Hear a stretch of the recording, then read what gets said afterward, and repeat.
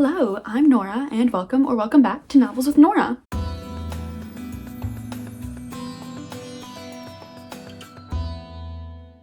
Today, we are going to be going over all of the 40 books I read this year, ranked in order from best to worst. Putting them in this order was difficult, challenging, and harrowing, to say the least. I read so many. If you saw my reading wrapped up with all my stats, I had 16 five-star reads. Taking all 16 of those and then ranking them in order, incredibly difficult. Now, there were some where I was like, yeah, this is obviously better than this. But most of the time, especially in the middle, I was like, I don't know. So take all these ratings with a grain of salt because I feel like my rating does change on a day-to-day. But this is where I'm solidly set. So like I said, we're going to be going from best to worst, all 40 books, and I'll give you a brief little synopsis of all of them. There's a lot of series as well, so we'll kind of do all of those together if they're ranked together, because some of them are. Okay, so starting with our top book of the year, we have Brutes by Diz Tate. This book is about these girls who live in Florida and they don't have a lot, so they have to entertain themselves. And there's like a leader of the group, and like one of the girls goes missing. It's a very short book and a lot happens. So check trigger warnings and content warnings for this because there is a lot of violence. However, incredible book. I highlighted so many things in here. I read it from the library and had to immediately purchase a copy when I was not even all the way done with it because it was that good and I knew I was going to want it forever on my shelves. So I have a lot of highlights in here. A lot of the writing is just so incredibly fantastic. Best book of the year, a slay. Then we have First Sister, and then after that, Second Rebel by Lyndon A. Lewis. Again, if you saw my reading wrap up, these first 5 are going to be familiar to you. This series is about, it's sci-fi fantasy, so it's set in a world where there's a whole bunch of different planets and there's a lot going on. And as you can imagine from the title, there's this first sister and she is assigned to the ship to be the first sister to that ship. She does not have a name. And the job of the sisters are to be companions to the men on the ship. And I guess women too, but mostly men. And so you can imagine that job is quite difficult. Yeah, I think that's putting it lightly. But she just gets put in charge of like this espionage scheme. And she gets wrapped up in a lot more than she was bargaining for. But at the same time, she kind of was bargaining for it. You'll have to read it to find out. But then there's also other characters who are all doing their own side plots. And like there's different planets that are at war with each other and like just animosity. There's different like subjugated groups of citizens and how they all like work together to overthrow the evil people. Great books, read them. Then we have Traitor's Kingdom by Erin Beatty. This is the conclusion to the Traitor's Circle trilogy. This is about a girl who, her father died, her mother is also dead, and she's living with her uncle, and her uncle wants to put her on like the marriage market.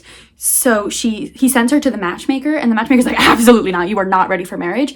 But then she becomes like an apprentice to the matchmaker, except the matchmaker is doing a lot more than making matches. She is like running the kingdom based on the matches that she makes, and our girl Sage here is like, I want in on that, and this is what I want. And so she helps to like plot and scheme, and she ends up embroiled in war. Absolutely fantastic. Again, read this trilogy. I think I forgot to mention all of these books, until I say otherwise, are 5 stars. Next, we have the pretty much entire trilogy of Twin Crowns. So Cursed Crowns, and then Burning Crowns, and then Twin Crowns. So my ranking is second book, third book, first book. This trilogy is about these twins living in this kingdom. They don't know they're twins yet. One is a witch. However, witches have been like outlawed and have been like hunted and killed, pretty much all of them. So there's this like group of witches. Sorry if the camera's moving. It's resting on my bed and my dog is walking on the bed. So if you hear weird noises, it's my dog. But there's the group of witches who are living in like this seaside remote area, trying to just like wait for the day where they can come back and take their rightful place in this kingdom. There's this one girl, Wren, and she is like the heir to the witches. And she knows that the girl Rose, who is the princess of the kingdom, is her twin sister. They were separated at birth because she's a witch and she couldn't be living in this kingdom, but then they come back together. A lot happens in this series, but it's about these sisters like finding family and becoming family and found family, lots of family, and also just like repairing the kingdom, and like really fantastic series. Read them all. Next we have Chlorine by Jade Song. I don't have a physical copy of this book because I read it from the library, but this book is about this girl who's a swimmer, and swimming is her entire life, but she does not believe that she's just a swimmer. She firmly believes that she is a mermaid, and it's about her and her relationship with her parents and also this other girl on her swim team. Very sapphic, very gory at times, but also about like finding yourself and becoming who you think you truly are and like accepting people as they are in a freaky mermaid human way. Next we have Babel by R.F. Kuang. This is some kind of special edition. I don't know. I got it in a book box a long time ago. Finally got around to reading it. Absolutely fantastic. I'm not even sure how to go about explaining this book other than truly an act of translation is always an act of betrayal. This is about a character who goes by Robin, but we never learn his real name, and that says a lot about this book. Again, don't really know how to explain it other than like words are magic and translation is magic, and it can also be evil when things are translated because the translator will always leave a mark on what they're translating. Read this book. This is not a good representation of it, but Babel by R.F. Kuang. Then we have Six Crimson Cranes by Elizabeth Lim. This is about a girl who is living in this kingdom and she's the only princess. I think she has 6 brothers and she's the only girl and she's going to be set to be married off and she's like, oh, absolutely not.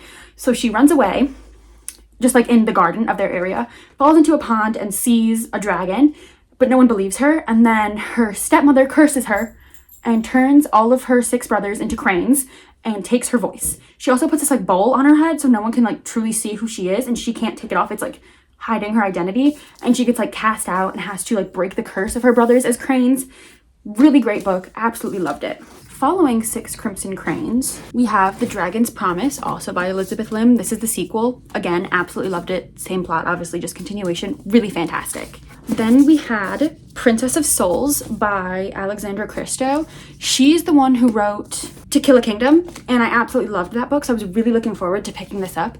This is about this girl, and her mom is the kingdom's, like, fate witch, so she can, like, take a person's soul and read their fate, and then she, like, gives the souls to the king, and then the king is, like, this all-powerful, immortal being, and the daughter does not want this fate for herself. She does not like the king. He's an awful person. And so the first time she reads someone's soul and their fate, she sees them dying and she's like, I'm not gonna let this happen. This person is like entangled with my fate and if he dies, I die. So she goes out and she finds him and they end up working together to take down the evil king, and it's really fantastic. Really love this book. Next we have Yellowface, also by R.F. Kuang. Again, don't have this one because I read it from the library, but this is about this author who all she wants is to be like a famous author, and she published one book but it didn't do super well and it wasn't really a great book, but she's best friends with this like incredibly popular, like really amazing author, and she's over at her house one day and she sees this author die. Important to note, our main character is a white woman, the best friend is an Asian woman. The best friend dies. She watches her choke and die right in front of her. And so she's like, oh my god, what am I gonna do? Instead of doing like anything like a normal person would do, she snoops around her apartment and finds a book that she was working on but never sent in to anyone so no one else has seen it. And she takes it and makes it her own, even though it is about like an Asian American experience, which she shouldn't, I was gonna say she should not be writing, but that's kind of what the whole book is about, is who should be writing what and who has the right to write things. So really great book, a lot of really great conversations. We really see June, our main character, descend into madness in this one, and I absolutely loved it. Next we have Lucero by Maya Montaigne. This book is the conclusion to a trilogy that, oh yes, the Nocturna trilogy, that is about this kingdom. It's like a Latin inspired fantasy trilogy where everyone has their own proprio, where it's like their magic and it's like connected to themselves. And our one main character, the prince, he can like see everyone's proprio as their own like individual colors, and then he can also kind of like manipulate them. And then our other main character, our female main character, she has the ability to like face swap pretty much, so she can like form herself into any face that she wants, but she's being controlled by this like evil dastardly man, and they end up working together to help their kingdom for the better. Really great trilogy. This is the conclusion. Really loved how the story wrapped up. Next we have Immunity and then Contagion by Erin Bowman. These are rereads for me, and truly these are like the books that got me into space horror, which, if you know me at all, my favorite like niche genre. These books are about our main character who is a orphan, and she just wants to work her way up to become something. And she thinks her mom is still out there, but she doesn't really have any proof of that, but she wants to become someone with enough power to find out where her mom is. And so she ends up as an intern for this like incredibly successful, really prolific doctor, and they get sent to this planet to like discover what happened there because something clearly went wrong. And when they get there, they realized a whole lot went wrong and they are not prepared for it. And it's like a zombie type novel, but like in space. So there's truly like no escape from it because they're in space. They cannot get away. And then the sequel, oh good Lord, builds on it. Just the corruption of man. Truly great books. Again, highly recommend. Okay, so those are all my 5 stars. And now we'll be moving into my 4.5 stars. Then we have The Traitor's Ruin, which is the second book in the Traitor's Circle trilogy, following up from Traitor's Kingdom, which I talked about earlier. Again, same premise, really great. This is the second book. Then we have Strike the Zither by Joan He. This is about a strategist in a war where there are 3 warlordesses, and they're all like competing to try and take control of the kingdom. And Zephyr, our strategist, is working for the one warlordess, Ren, who has like very little claim other than like her honor, and fighting for her warlordess and being a strategist. And I really liked like the strategy that was implemented in this book. Really fantastic. Took a twist I was not expecting, but was really fantastic. And I cannot wait to read the sequel. Next we have Spellbound by F.T. Lukens. This is about this one teen who's absolutely obsessed with magic because it exists in this world. He just doesn't have it and he wants it so badly. So he like creates this app where you can like see the ley lines that the magic runs through, and only people with magic are supposed to be able to see them. So it's like a really controversial thing that he's doing. But he ends up working for this woman who is like an incredibly powerful, they like sell their magic skills so that they like perform love spells and like protection spells and like sell those like their magic to other people to help them with things. And he becomes like her assistant, like working for her. And it's like a rivals to lovers thing because that woman's rival magic person has an assistant and they end up falling in love and going to court over this app. Really fantastic, silly, but like heartfelt, really wonderful. After that, we have, pretty much my only romance for the year, which was In the Event of Love by Courtney Kay. This was like a Christmas romance about this woman who's an event planner, and she's planning this like high profile wedding. And then she goes out to the club one night because she just needs a breather. And she sees this like mysterious, sexy man, and she's like, I'm gonna kiss him. Turns out that was the groom for the wedding that she was planning. And he had like a hood on, dark club, sunglasses. She was kind of drunk, but all the blame gets put on her. And so her boss is like, you're gonna have to take some time out. Like, this is really bad publicity for our event planning group. So she goes to her hometown where she hasn't been in a very long time because things went very badly when she was there. And she reconnects with like her first crush, her first girlfriend. They fall back in love and like help their Christmas tree farm. And it's just so heartfelt and lovely. And I rated this a 4.5 star. That feels crazy, but really fantastic. Absolutely loved it. Okay, next we have A Bright Heart by Kate Chen Lee. This was my first read of 2024, and we started out on a great note. I picked this up, first of all, cover absolutely gorgeous, so that what drew me in, but then the premise is super interesting. It starts with our main character being killed, and she's being killed by the man that she was betrothed to and absolutely in love with.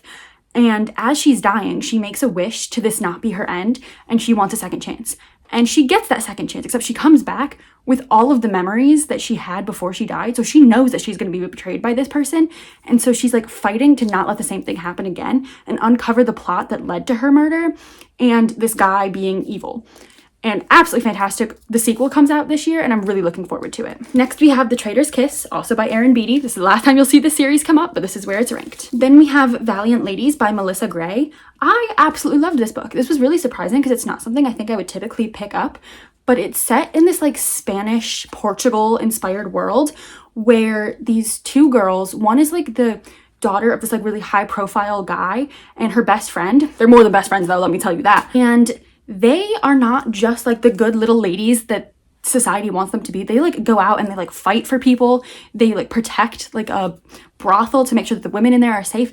Really fantastic. But then something really awful happens and our main character is like, I'm not gonna let this stand. This cannot be truly what happened. So she goes out with this girl and they like fight crime and solve mysteries. But it's also like really heartfelt and talks about like defying your place and finding your own family. Really fantastic book. Next is Occulta, also by Maya Montaigne. This is the second book in the Nocturna trilogy. I already talked about Lucero, the final book, so this is the second one. The rest of my 4 stars are all books that I don't have anymore. So next we have The Killing Code by Ellie Marney. I really enjoyed this book. I just gave it to my brother because now he's going to read it after me. And this is about code breakers in one of the world wars. I can't remember off the top of my head, but they're code breakers and they're also like solving a mystery, like a murder mystery at the same time, and falling in love with each other and like going to speakeasies. Really fantastic. World War One. If they're going to speakeasies, it's World War One. Look at my history knowledge coming in play. So that's The Killing Code. Then I have Little Eve by Catriona Ward. How to even describe this book? It's about a cult and they're like praying to this god, and the leader of their cult is like obviously really weird, but they live in this like really remote area. But our main character is like not fully believing in the cult because she sees the way it's like degrading the people around her. Really fascinating book, super weird. Highly recommend though. After that, we have A Botanist's Guide to Society and Secrets by Kate Kavari. This is about this girl, Saffron, who is a botanist in England and like during like the 20s. And so obviously she's facing a lot of backlash for being a woman in academia, and she's following in her father's footsteps of being a botanist. So she's also looked down upon because they think she's just there because of who her dad was and not because of her own merits. But she's like solving mysteries and using her botany knowledge to help solve them. Really fantastic. After that, we have The Sacrifice by Rin Chapeko. This is about this little island where people are coming to film this like horror documentary about the island. And our main character is this kid who helps like is like a caretaker of the island, but like the island is kind of sentient. Super weird, super great, really enjoyed that. After that, we have Tender is the Flesh. This is a translated work about a society where like meat has been contaminated so you can't eat it, so people are eating other people. So it's about cannibalism, and it's short, it's a novella, but it's freaky and weird and gory. After that, we have Out There Screaming, which is a short story collection, Black horror novels. I liked this one. I can't really give a synopsis because they're all short stories. I liked it. A lot of them just felt more like speculative fiction and not quite horror. So I had a few bones to pick with that, but otherwise relatively good. Moving on to my 3.5 star books, we have Blood and Moonlight by Erin Beatty. Picked this up mainly because I absolutely love her writing, and as you saw, the Traitor Circle trilogy, absolutely loved it. But this is about this girly who is technically an orphan, but the society is set in like people who like worship the sun, but then there's also those who worship the moon, and they're like the outcasts. But she has this like she's really skilled in climbing, and so they're building this like sanctuary temple to the sun, and she is helping them build it or the sanctum to the sun, and she is helping them build it by like climbing all the scaffolding and making sure that it's safe so that it doesn't collapse and kill a bunch of people. But there's also murders, like gruesome, awful murders happening, and this guy gets brought in as the like FBI pretty much, but it's just this one guy, and he is like profiling the killers. But then they end up like striking up a romance because she is like experiencing the murder through the perspective of the women who are being murdered. So she's like really helping, but she's also hesitant to tell people how she knows so much about the murders because she's seeing it from their perspective. So it's like kind of freaky. Really fantastic book. I loved the like mystery, like the murder mystery perspective, but then also she's just a really interesting main character. Highly recommend. Then we have The Girl Who Fell Beneath the Sea by Axie O. I really enjoyed this book. This is about this girl who lives in this like little remote village, and they're like pretty much the whole area that they live in is being like ravaged by these storms and like drought, but then like incredible rain, like just awful weather, and everything bad is happening to this little town. So every year a girl is like thrown into the ocean for the sea god as like his bride, in hopes that it'll appease him and it'll stop all of the awful things that are happening. And it hasn't happened yet. But this year, her brother's fiance, pretty much, like they're not technically engaged, but like they're in love with each other and they should be, is the chosen sea god's bride. So she rushes onto the ship and throws herself into the ocean and has to figure out why the sea god is not helping her people. Really great book. Then we have A Venom Dark and Sweet by Judy I. Lin. This is the sequel to A Magic Steeped in Poison, which is also on my list a little bit later. Sorry if you can hear my dog. This is about this girl whose mom has died, but her mom had magic that she could like steep into tea, and then the tea would be magic. Her mom, however, died because she brewed, not her, the main character, brewed tea that had poison, like the magic turned poisonous, and killed the mom, and poisoned the sister. So she is now taking her mom's place at this competition to find the best like tea magic practitioner to like serve the empress. And she's taking her mom's place, which is she's not allowed to do, but she's doing it anyway to try and get a wish from the empress to heal her sister. Then we have A Twisted Love Story by Samantha Downing. This is about this couple. I don't really remember a whole lot about this, and I think that's probably why it's so far down on my list. But it's about this couple. They're not technically a couple at the start of the book, but they're like obsessed with each other, and like they did a lot of bad things together, and like they should not be together because they're incredibly toxic, and their toxicity affects everyone around them. Awful people. After that, we have Lying in the Deep by Diana Urban. She is one of my favorite authors. She writes like YA thrillers, and they're all like very good. This one didn't quite do it for me, mainly just because I didn't love our main character. So this takes place on semester at sea, which is where you do like a semester of college, but you're on a boat. So it's like a cruise, but you're doing school. And this was always her dream, but like she had a huge friendship breakup because her best friend started dating her boyfriend, and they were like kind of cheating. Drama unfolds. Someone ends up dead, someone who's closer, so she has to like help solve the mystery, so like the blame gets taken off of her, and like bad things are happening, but they're all secluded, like they're stuck on this boat. Really great read. Okay, so those are my 3.5 star reads. So now we move on to my 3 stars, starting with Ghost Station by S.A. Barnes. This was disappointing, to say the least. I absolutely love S.A. Barnes, truly love her writing. This book just did not do it for me. And this is about this woman who's like this intergalactic therapist. So when people come back from their like space missions and like need to readjust to civilian life, they go to her as their therapist. However, she is the daughter of like this incredibly wealthy, high profile family who like ruins everyone's lives because they only care about money. It's kind of like big pharma is what her parents do, but she wants to take a step away from that. So she's working for like her parents' rival company as this therapist, but then one of her patients kills himself and she needs to step away to like rebuild her image. So she ends up going with this research and exploration team to a different planet because one of their team members recently killed herself, and so she is going with them to just make sure everything's all right, make sure everyone's okay. But when they get to this planet, they realize everything is not quite as it seems, and things just keep getting worse, and she's not totally qualified to be dealing with all of their problems. After that, we have A Magic Steeped in Poison by Judy Eileen, the first one to Venom Dark and Sweet, which I already talked about. Then we have Beyond the End of the World, followed by The Other Side of the Sky by Amy Kaufman and Megan Spooner. And this is about, there's like these two worlds, one that floats in the sky and one that's down on the earth. And the one that's on the earth, bad things are happening. There's like this magic system, but it's kind of like failing. And our main character, she is like the goddess of her people, but she doesn't have any powers or like any more than the regular people. So people are like losing faith in their religion. And then our other main character, who lives in like the sky world, they don't believe in magic. They have technology up there. It's whatever. But our main character, he loves flying his little plane, and then his little plane is sabotaged and he crashes down to this other world. And he's like, I can't live here. Like, no one's lived here. And he sees all the people living there, and he's like, everything I believed was a lie. And they have to work together to try and get him back to his world. But then things kind of fall apart very quickly. Their entire belief system falls apart. Those are my 3-star reads, and now I have one 2.5 star read, Monster is Born and Made by Tanvi Barwa. I hope I'm saying that correctly.